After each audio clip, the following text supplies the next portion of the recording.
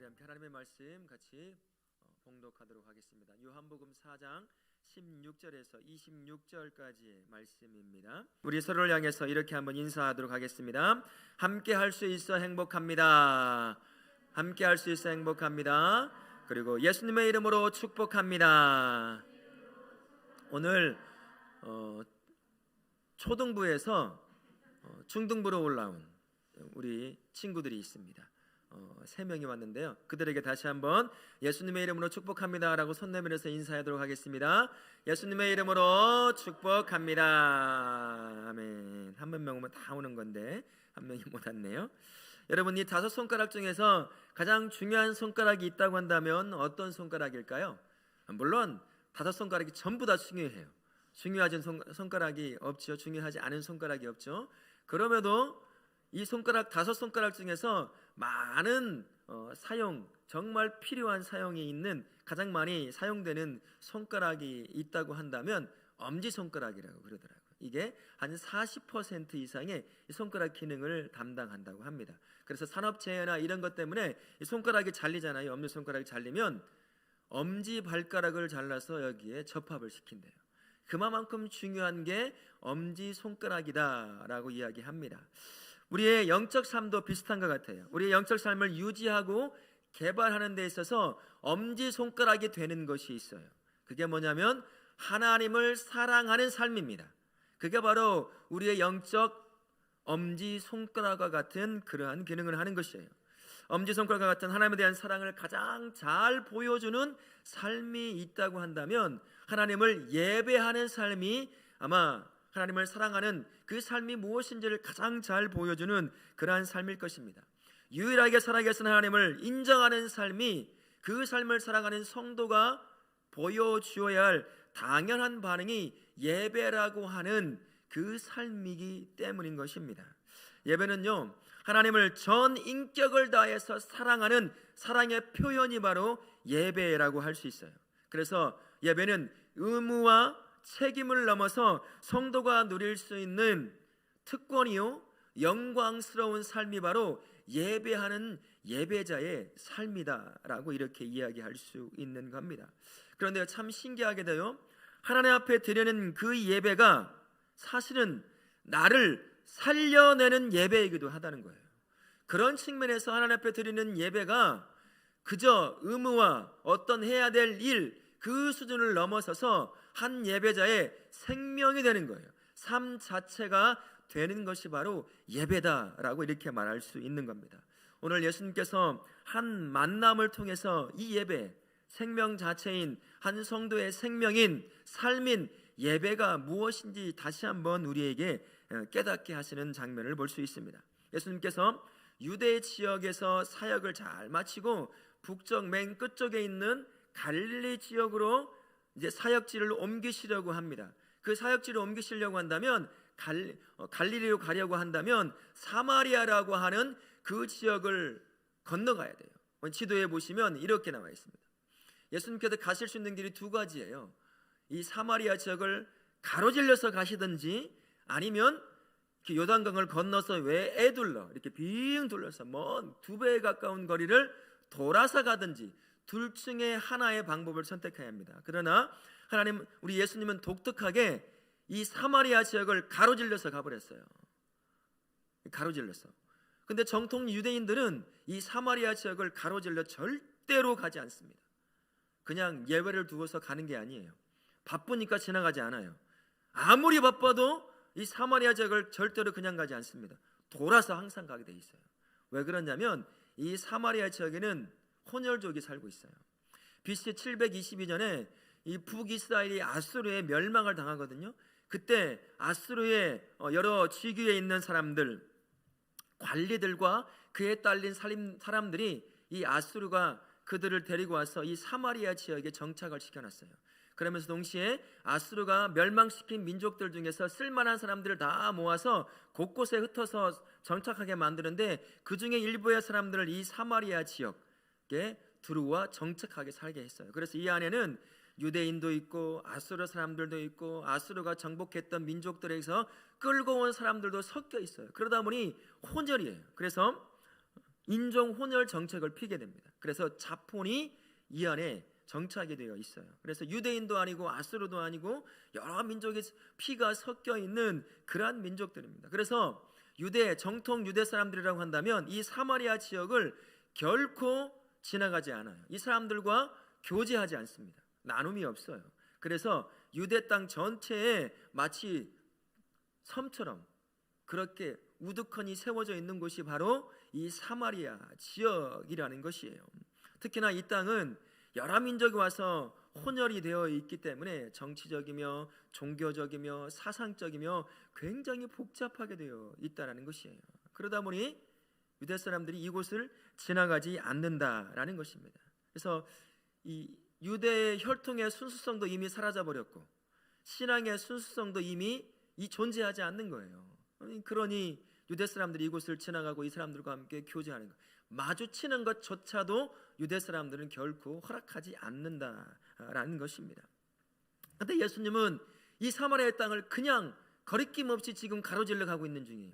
사마리아를 지나서 갈릴리로 사역을 하기 위해서. 근데 여러분 아시는 것처럼 예수님이 하시는 말씀과 행동은 항상 의도성을 가지고 행동하시고 말씀하신다는 것이에요. 오늘도 분명한 의도를 가지고 이 사마리아 땅을 가로질러 가고 있습니다. 가는 중에 수가라고 하는 동네, 그 동네에 그 근처에 있는 야곱의 우물이라고 하는 그곳에 그 태양빛이 내리쬐는 그 낮에 그곳에 지친 몸으로 앉아 계십니다. 한 사람을 기다리고 있는 거예요 지금. 그러자 얼마 지나 않아서 한 여자, 그 사마리아에 살고 있는 그 지역에 살고 있는 한 여자가 물동이를 쥐고 지금 물을 길러 오고 있어요. 근데 이 시간대 예수님께서 야곱의 우물가에 앉아 있는 이 시간대, 태양빛이 가장 내리쬐는 그 시간대는 결코 사람들이 물 길러 오지 않습니다.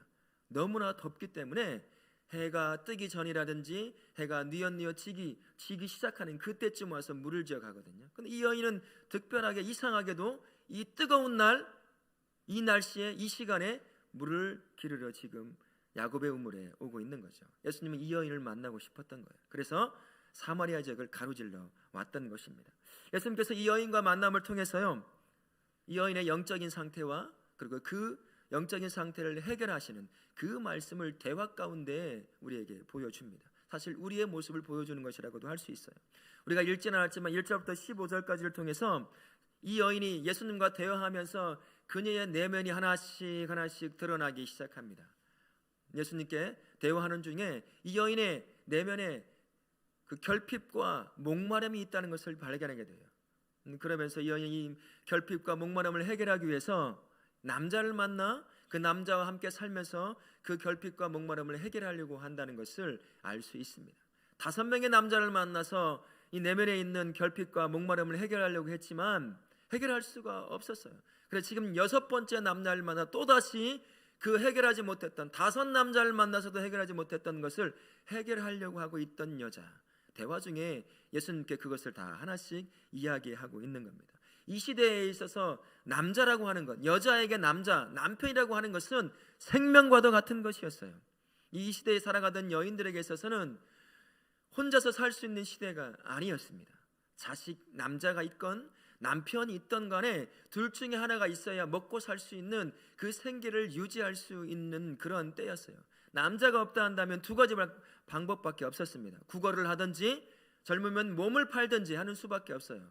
늙어서 몸을 팔지 못하면 그렇게 살다가 굶어 죽는 겁니다. 재산을 이미 가지고 있지 않는 상태라고 한단 말이죠. 그렇기 때문에 이 사마리아 여인은 그 결핍함을, 그 목마름을 6 남자를 통해서 해결하려고 하고 있었던 그 여자였다라는 것입니다. 그러나 예수님을 만나면서 그 결핍과 그 목마름이 예수님이 주시는 생수를 통해서 해결할 수 있다라는 그 말을 듣고 달라고 하는 거예요. 내가 지금 그 갈급함이 있다라는 표현이겠죠. 여기서 예수님께서 말씀하신 생수라는 것은 성령 하나님을 가리키는 말씀이라고 할 수 있습니다. 이 대화 가운데 진짜 이 여성이, 이 사마리아 여인이 겪고 있는 진짜 결핍과 목마름의 문제는 단순히 육신의 결핍과 목마름의 수준이 아니다라는 것입니다. 우리 히타 좀 꺼주시겠습니까? 그 이상의 것이라는 거예요. 이 말씀 후에 예수님은 이 여인이 겪고 있는 결핍과 그 목마름이 단지 육신의 결핍과 목마름이 아니라 더 깊은 영적인 원인이 있다는 것을 이 여인 스스로 대화 가운데 하나씩 하나씩 드러내 놓게 만듭니다. 그 시작이 바로 우리가 읽었던 16절 말씀이에요. 예수님께서 뭐라고 명령하시냐면요, 가서 내 남편을 불러오라. 하나님께서, 예수님이 지금 처음 만난 이 사마리아 여인을 향해서 명령하는 거예요. 가서 내 남편을 불러오라. 이 말은 다른 말로도 해석이 될 수 있습니다. 이렇게도 해석이 될 수 있어요. 너의 삶이 만족을 얻고 누리며 사는 삶이냐? 여섯 번째 만난 그 남자를 통해서 네가 그렇게 결핍하고 목마름에 있는데 그것이 충족되었느냐? 만족함을 누렸느냐? 이 말과 똑같은 의미라고 할 수도 있는 겁니다. 이 명령에 대해서 사마리아 여인이 17절에서 이렇게 말씀하잖아요. 나는 남편이 없나이다, 이렇게 말을 합니다. 그녀는 여섯 번째 남자를 만났어도 만족할 수가 없었던 거예요. 그 여섯 번째 남자를 통해서 그 결핍과 목마름을 해결하려고 했지만 결코 해결할 수 없었던 것입니다. 그래서 나는 남편이 없습니다 라고 하는 그 내면에 무슨 의미가 담겨져 있냐면, 나는 결핍과 목마름을 결코 채우지 못했습니다 라는 그 표현과도 똑같은 표현이라고 할 수 있는 겁니다. 사마리아인의 이 여인에 대한 대답을 통해서 예수님께서 17절과 18절에 이렇게 대답을 하십니다. 내가 남편이 없다 하는 말이 옳도다, 내 말이 참되다 라고 말을 합니다. 그래, 너 만족하지 못하고 너 그 결핍도 그 목마름도 해결되지 못했구나 라고 예수님께서 대답하는 것과 비슷한 말씀인 거예요. 이 대답으로 예수님은 사마리아 여인의 내면 속에 숨겨져 있던 그 결핍과 목마름이 진짜 무엇인지 그녀의 입을 통해서 고백하게 만드는 대화를 또 시작을 하십니다. 그러면서 예수님께서 이 대답에 대해서 사마리아 여인이 깜짝 놀라는 장면이 나오잖아요. 그리고 질문을 하는 장면이 나와요. 19절 말씀에 이렇게 얘기합니다. 주여, 내가 보니 선지자로소이다. 자신의 인생을 딱 얘기하니까 여자가 깜짝 놀란 거예요. 마음이 열리기 시작한 것입니다. 그러면서 그 여인이 이제 질문 하나를 던지기 시작해요. 그녀의 속내, 내면을 반영하는 질문을 20절에서 이렇게 합니다. 우리 조상들은 이 산이라고 하는 것은 사마리아 지역에 있는 그리심산을 말하고 있어요. 에발산과 그리심산이 있었거든요. 그 그리심산을 말을 합니다. 이 산에서 예배하였는데 당신들의 말은 예배할 곳이 예루살렘에 있다 하더이다, 이 말을 합니다. 드디어 이 여인이 자신의 영혼 속에 이미 간직되어 있었던 그 결핍과 목마름의 원인이 무엇인지를 하나씩 풀어서 지금 말하기 시작하는 거예요. 이 여인의 질문에는 그녀가 겪고 있는 결핍과 그 목마름은 육신의 결핍과 목마름이 아니라 영혼의 무엇인가, 진짜 만나야 될 무엇인가를 만나지 못한 그 심령 가운데서 겪게 되는 결핍과 목마름이라고 고백하는 질문과도 같은 것이었습니다. 사마리아 사람들은 사실 모두가 다 이 신앙의 결핍 가운데 놓여 있다고 볼 수 있어요. 유대인들은, 이 당시 유대인들은요, 모세 오경과 함께 선지서를 다 가지고 있었어요. 구약 성경을 다 가지고 있었다는 것입니다. 그래서 모세 오경을 통해서 하나님을 만날 뿐만 아니라 선지서를 통해서 메시아에 대한 예언의 말씀도 다 알고 있었던 사람이 유대 사람들이었습니다. 하지만 이 사마리아, 섬처럼 갇혀 사는 이 사마리아 사람들은 모세 오경에 갇혀 살던 사람들이었어요. 그래서 모세 오경에서 이야기하는 것만 믿고 그것을 쫓아 살던 사람이었습니다. 모세 오경 중에서 나오는 중요한 산 중에 하나가 바로 이 그리심산이에요. 이 그리심산에서 그래서 우리가 예배하더이다, 우리가 이렇게 예배한다고 했는데 이 말이 거기서 나온 거예요. 그러면서 모세오경에서 중요한 여러 인물들에 관한 이야기를 해요. 그 중에 한 분이 바로 야곱이라고 하는 사람이에요. 그 야곱의 우물에서 예수님을 만나잖아요. 그래서 이들에게는 야곱이 굉장히 중요한 사람입니다. 우리가 읽지는 않았지만 그래서 12절의 말씀에 이 여인이 예수님을 향해서 이렇게 말해요. 당신이 야곱보다 크니까, 이 얘기를 하는 거예요. 모세오경 안에 갇혀 살던 이들은 결국 진짜 하나님을 만나지 못하고 있었던 거예요. 거기에 종교적, 인종적 이런 모든 것들이 섞여 있다 보니까 예배의 대상, 진짜 살아계신 하나님, 우리가 예배해야 할 그 예배의 대상을 이 사마리아인 전체가 만나지 못하고 있는 거예요. 즉 근본적으로 이 사마리아 사람들은 하나님을 만나지 못하는 그 결핍과 그 목마름에 시달려 사는 사람들이 이 사마리아 사람들이었습니다. 그 중에 한 명이 바로 예수님이 만난 사마리아 여인이었어요. 이 여인은 남자를 통해서 그 결핍과 목마름을 해결하려고 하고 있었던 사람이었던 겁니다. 보통 우리는 이 여인을 바라보면서, 이 사마리아 여인을 보면서 이런 오해를 할 때가 있어요. 바람기가 있는 여자다, 좀 더 속된 말로 새끼가 있는 여자다, 이런 말을 하게 되는데 전혀 그렇지 않습니다. 이 여인의 삶은 결코 그렇게 말할 수 있는 것이 아니에요. 결핍에 시달리는 한 여인, 그 당시 남자가 없으면 살 수 없는 그 시대에 그녀는 그 결핍과 목마름을 해결하려고 그 남자를 끊임없이 찾아다녔던 것입니다. 살기 위해서 그런 것을 하는 거예요. 내면에 있는 육신의 결핍인 것을 생각하고 그 결핍을 채우기 위해서 끊임없이 다섯 남자를 만나 채우려고 했지만 못 채우자 이제 6번째 남자까지 만나서 그 결핍을 채우려고 했던 불쌍한 여인, 그 여인이었다라는 것입니다. 그래서 이 사마리아 여인의 결핍과 목마름은 현대를 살아가는 저와 우리, 그리고 모든 이 땅을 살아가고 있는 사람들의 결핍과 목마름이다라고도 표현해 볼 수 있을 것입니다. 올해에도 작년과 다르지 않게 우리는 무언가 얻으려고 막 애를 쓸 거예요. 돈을 얻고 명예를 얻고 지위를 얻고 승진을 하고 이 땅에서 얻을 수 있는 것들을 얻으려고 막 몸부림을 칠 겁니다. 공부를 잘해서 시험 점수를 잘 얻든지 좋은 대학에 들어가는 것을 얻든지 무엇이든 얻으려고 막 추구하는 그런 삶을 살게 될 거예요.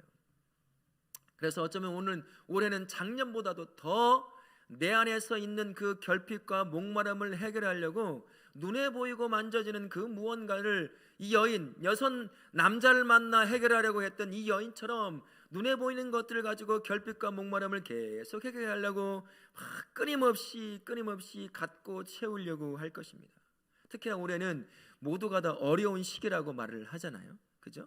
어려운 시기에 보통 우리가 할 수 있는 것은 아끼는 것뿐만 아니라 최대한 많은 것을 얻어서 이 어려운 시기를 이겨나가려고 하는 것이 사람이잖아요. 그러니까 눈에 보이는 것들을 얻고 또 얻고 하려고 하다 보면 근본적인 그 결핍과 목마름이 있다는 사실을 잊어버리고 살 때가 있어요.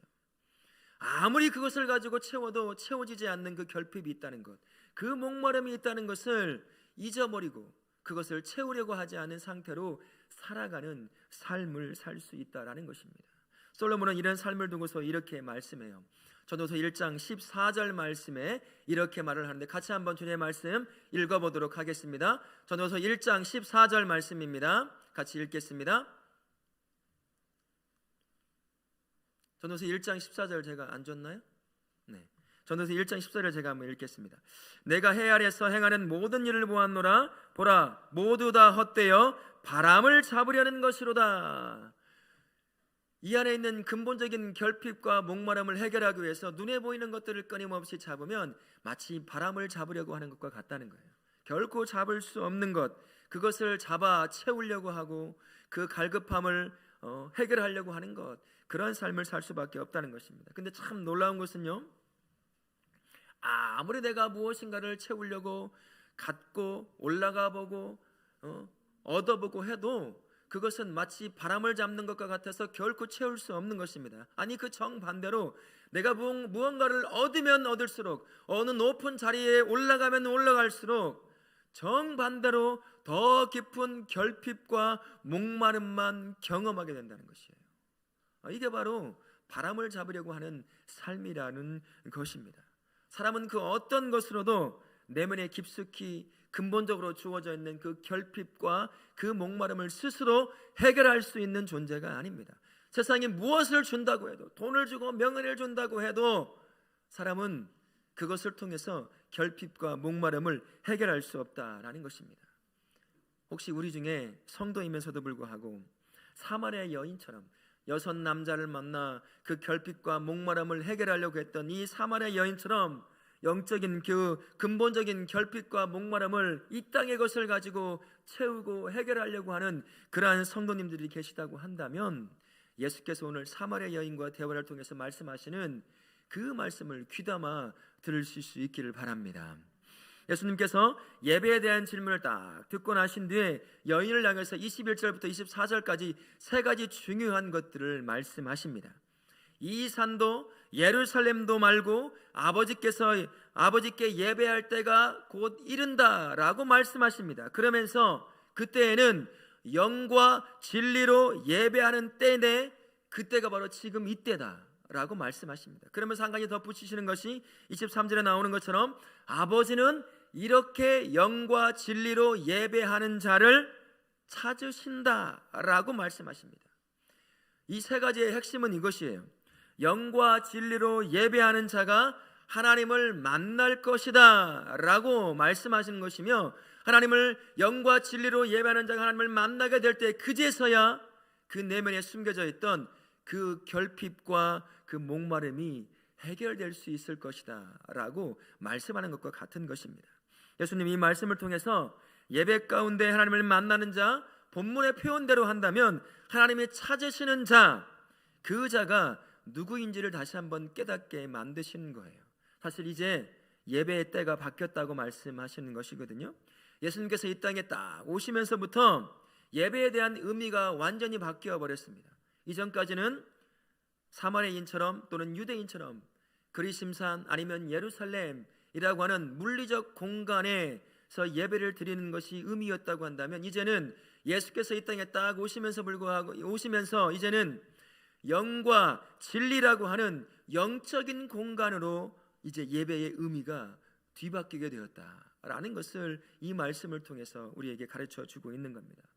우리말로 영과 진리로 되어 있잖아요. 근데 헬라 성경에 보게 되면 영과 진리 안에서라고 되어 있어요.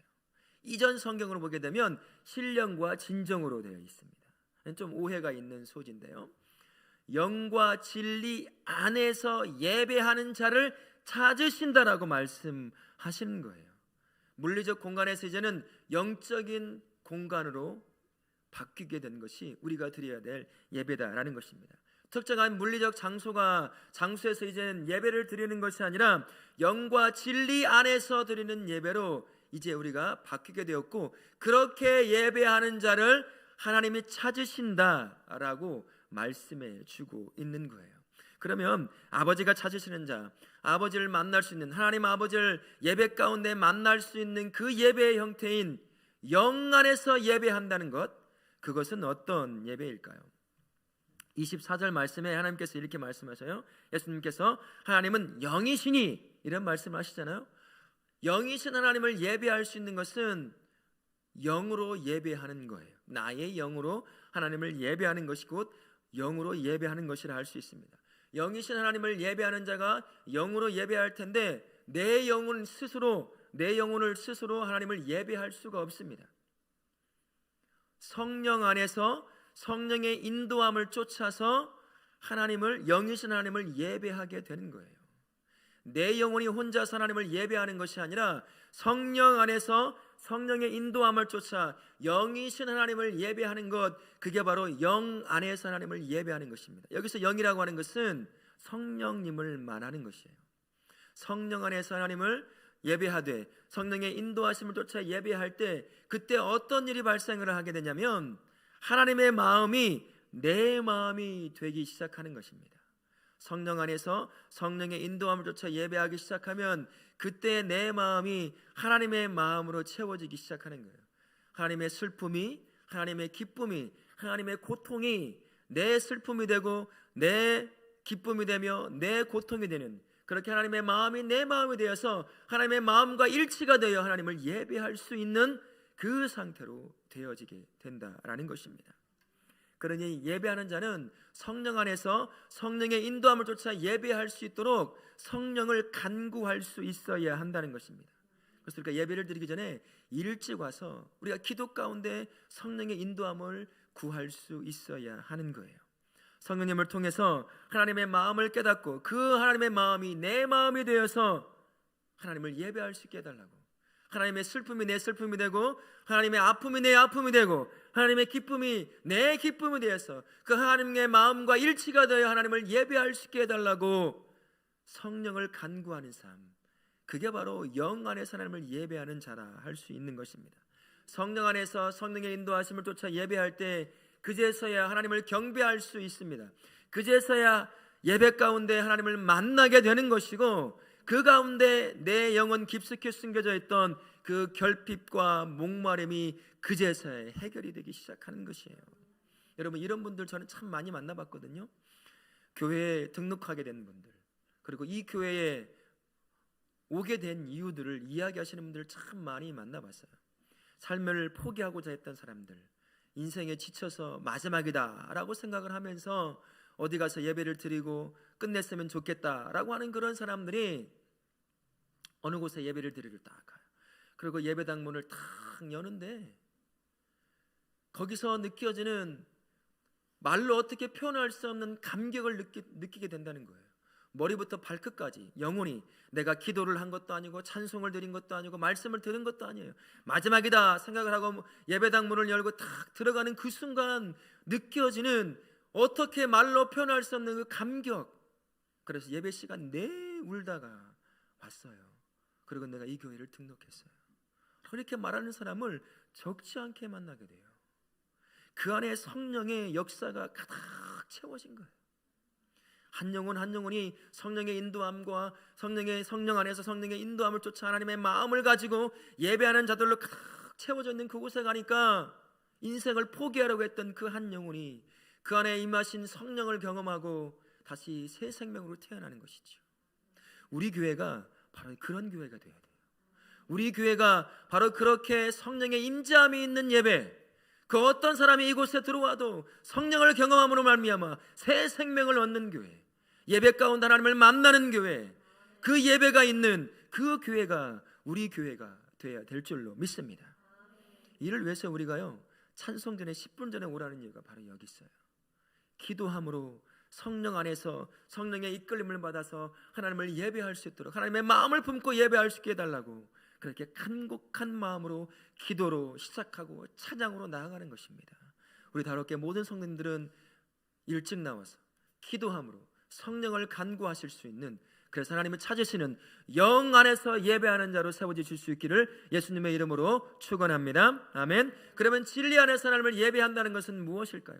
진리는 예수님이십니다. 그래서 요한복음 14장 6절 상반절 말씀에 하나님께서 이렇게 말씀하시죠. 내가 곧 길이요 진리라 라고 이렇게 말씀하십니다. 진리이신 예수님을 의지해서 여기 계신 성령님 안에서 그분의 인도하심을 쫓아 하나님을 예배하는 것, 그게 바로 진리 안에서 하나님을 예배하는 것이라고 할 수 있습니다. 우리는 사실 하나님을 예배할 수 있는 자격이 없는 죄인이었어요. 그냥 그렇게 살다가 죽어야 될 그러한 죄인이었다는 것입니다. 하지만 하나님께서 우리를 사랑하셔서 인간의 몸을 입고 이 땅에 오시고 십자가를 통해서 나를 대신하여 죽으신 후에 부활하신 뒤에 성령 하나님을 통해서 지금 저와 우리 안에 계십니다. 이게 바로 진리예요. 이 사실을 깊이 깨닫고 마음에 품고 이 감격을 가지고 하나님을 예배하는 것, 그게 바로 진리 안에서 하나님을 예배하는 것입니다. 다른 말로 하면 예수 안에서 하나님을 예배하는 것이라 말할 수 있는 것입니다. 이 때문에 예수님께서 요한복음 14장 6절 하반절에서 이렇게 말씀하시는 거예요. 같이 한번 읽어보겠습니다. 생명이니 나로 말미암지 않고는 없느니라 라고 말씀하십니다. 죽어서 천국 갈 때 예수님을 통과하지 않으면 못 들어간다는 말도 되지만, 하나님을 예배하러 온 자들, 하나님을 만나야 될 자들이 예수님을 통과하지 않으면, 그분 안에 있지 않으면, 진리이신 복음이신 그분 안에 있지 않으면 하나님을 예배할 수 없다라고 말을 하는 것과 같은 것입니다. 이 진리를 분명히 깨닫고 하나님을 예배할 수 있기를 바랍니다. 하나님을 예배할 수 없는 자가 하나님을 예배할 수 있게 되었으니 얼마나 큰 감격을 가지고 살아가게 됩니까? 내 종교적 열심으로 하나님을 예배하는 것이 아니에요. 예수 안에서 하나님을 예배하는 것인 줄 믿습니다. 정해진 장소, 시간, 절차를 쫓아갔다고 해서 그게 하나님을 예배하는 것이 아니에요. 그냥 종교 생활하고 사는 것입니다. 예수 안에서 복음의 감격을 품고 하나님 앞에 나아가는 것, 그게 바로 하나님을 예배하는 것이다 라고 할 수 있습니다. 이렇게 진리 안에서 하나님을 예배할 때 그제서야 하나님을 경배하는 삶이 되는 것이고 하나님을 예배하는 것이 되는 것이에요. 이렇게 예수 안에서 하나님을 예배할 때 하나님을 만나게 되는 것이며, 그 가운데 내면에 깊숙이 숨겨져 있던 나의 결핍과 목마름이 그제서야 해결이 되는 것입니다. 우리 성도님들, 일찍 나와서 이 사실을 두고 이 진리를 두고 기도함으로 준비하실 수 있기를 바랍니다.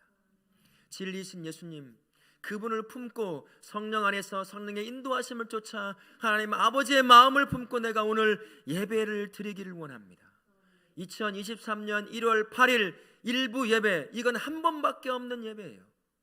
그저 몸만 와서 드릴 수 있는 예배가 아닌 것입니다.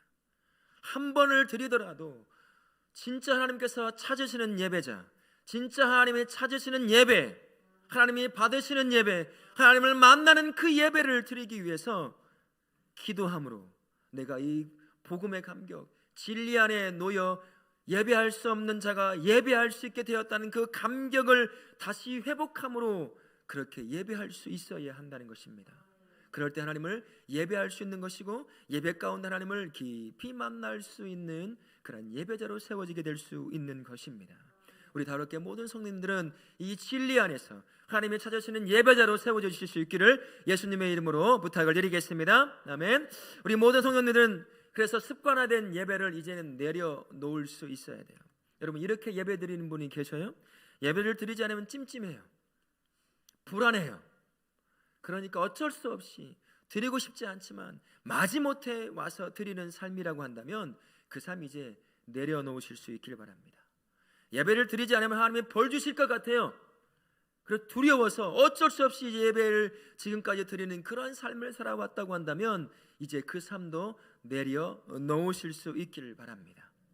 문제라도 하나 생기면 내가 지난주에 예배를 늦게 가서 하나님이 나를 벌 주셨구나, 아니 그런 마음으로 예배 자리에 나오는 분이 계시다고 한다면 이제 그런 사람 내려놓으실 수 있기를 바랍니다. 아무런 감격도 없이 아무런 느낌도 없이 그저 습관처럼 와서 앉았다가 졸든지 무엇을 하든지 그렇게 해서 가는 삶, 그 삶 이제 내려놓으실 수 있기를 바랍니다. 예수님을 믿는 성도는 하나님을 예배할 수 있는 특권을 가진 유일한 존재예요. 이 땅에 어떤 사람도 하나님을 예배할 수 없습니다. 예배하러 이 자리에 앉아 있다 할지라도 하나님이 받으시는 예배와 하나님이 찾으시는 예배자는 따로 있어요. 믿는 나에게만 주어진 특권이라는 사실을 기억하십시오. 이 특권을 우리가 어떻게 함부로 대할 수 있겠습니까? 예배는 믿는 저와 우리에게 주신 또 다른 감격이라는 사실도 기억하실 수 있기를 바랍니다. 예배를 하나님을 예배할 수 없는 자가 예배하는 자가 되었으니까 그 자체가 바로 우리에게 주신 감격이라고 할 수 있습니다. 예배 가운데 하나님을 만나 내 영혼 깊숙이 놓여있던 그 결핍과 그 목마름을 해결할 수 있는 길이 열렸으니 그렇게 예배할 수 있다는 사실만으로도 우리가 감격할 수 있잖아요. 그러니 하나님 앞에 그저 형식적인 예배자, 마지못해 와서 예배하는 자가 아니라 하나님의 찾으시는 그 영과 진리 안에서 예배하는 자로 다시 한번 서실 수 있기를 바랍니다.